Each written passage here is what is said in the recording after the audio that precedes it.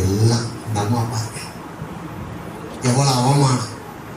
அமே சிலருடைய வாழ்க்கையில் பல பிரச்சனைகள் இருக்கலாம்.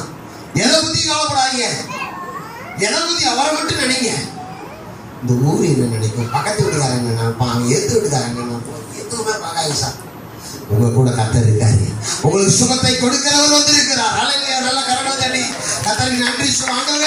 உங்க வஸ்திரத்தை நான் தொட்டாலும் சுகம், உங்க நிழல் ஏமால பட்டாலும் சுகம், நீங்க என்ன தொட்டாலும் சுகம், நான் உங்களை தொட்டாலும் சுகம்.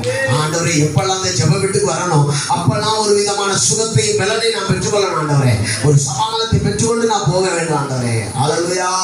சற்றாகில நிச்சயில குணமடையல, அவ்வளவு தீட்டா இருந்தவங்க ஒரு முடிவு பண்ணி இயேசுவின் வஸ்திரத்தை தொட்டா போது விசுவாசத்தோட போறாங்க. அல்லேலூயா.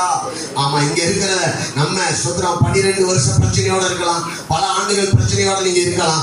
கர்த்தர் இன்னைக்கு சொல்றாரு, சமாதானத்தோட போ, சமாதானத்தோட போ. ஒரு வேதனை நீங்க சுகமாயிருங்க. உனக்குள்ள விசுவாசம் வரட்டும். ஆமென். நம்ம